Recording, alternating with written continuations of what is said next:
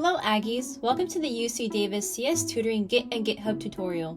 In this tutorial, we'll go over how you can use Git and GitHub to keep track of versions of your code. This tutorial is meant to be beginner friendly, so no worries if you've never used Git or GitHub before. The timestamps for the different parts of this tutorial have been provided. All links provided in this video will be in the description down below. Git is a version control system that maintains versions of your code. You can think of Git as a version history, just like in Google Docs. Git keeps track of your code through commits, snapshots of your code at specific points in time. But where are these snapshots stored? That's where GitHub comes in. GitHub is a website where you can create repositories to store commits of your code. Repositories is just another word for folders, just like the folders on your computer. In this tutorial, we'll be storing commits of our code into a GitHub repository/folder, just like how you would store snapshots in a photo album. To complete the Git and GitHub setup, please watch our setup video before continuing this tutorial. This video is also available in the description. Feel free to come back to this tutorial once you have finished watching our setup video. Now, let's add a file and make some changes to it in this repository. We can add a comment to describe what our code does. We can also edit what our code prints. We have finished making our changes. We can compare how our code looks now to before we made any edits by heading to Source Control and clicking the file under Changes. You should now see a working tree tab at the top. On the left is the file before any edits were made. Any lines highlighted in red are lines that were modified. On the right is what the file looks like now after making edits. Any lines highlighted in green are lines that were added. Close the Working Tree tab once you are done viewing the edits. We are ready to send our changes to GitHub.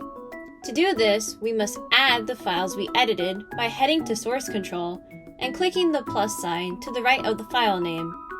You can also open a new terminal and type the following command: git space add space dot.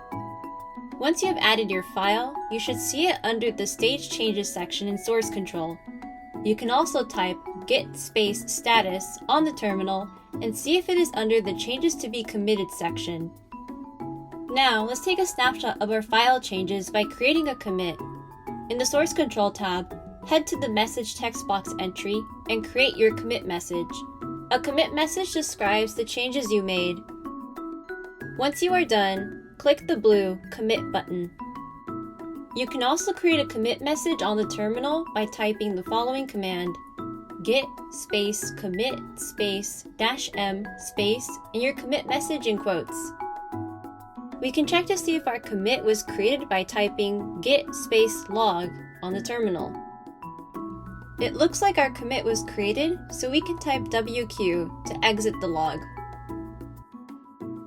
Now, we can publish our changes to GitHub. This is often called pushing our changes to GitHub. To do this, click the three dots on the right-hand side of Source Control and click Push. You can also push your changes to GitHub by typing git space push on the terminal. To see if the changes you made are now reflected on GitHub, head to your GitHub repository on your browser and refresh the page. You should now see your GitHub repository updated with the files you created and modified. Congrats! You just learned how to commit and push changes to GitHub. In Git, branches allow you to create different versions of files.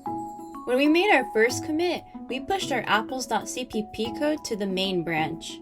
The main branch is the default branch in Git. However, what if we wanted to create a different version of this file that prints a message with bananas instead? We can create a new banana branch that contains this version of our code without changing the main version. Let's try creating this branch, changing the print statement, and pushing it all to GitHub.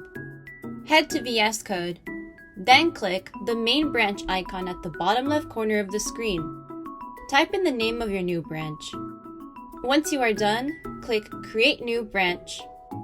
You can also create a new branch by typing the following command on the terminal: git space checkout space -b space, then the name of your branch. Now that the new branch has been made, let's change our print message add our file, create a commit,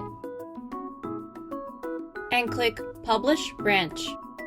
To see if the new branch is now on GitHub, head to your GitHub repository on your browser and refresh the page. If you click on the branch button, you should see a drop-down with your newly created branch. If you click the new branch, you will now see the banana version of our main code. Thanks for watching. For drop-in tutoring, class review sessions, and more services for ECS classes, join the UCD CS Tutoring Discord. Visit our website to check out our tutoring calendar to see when drop-in tutoring is available for your CS class. Links are provided in the description down below.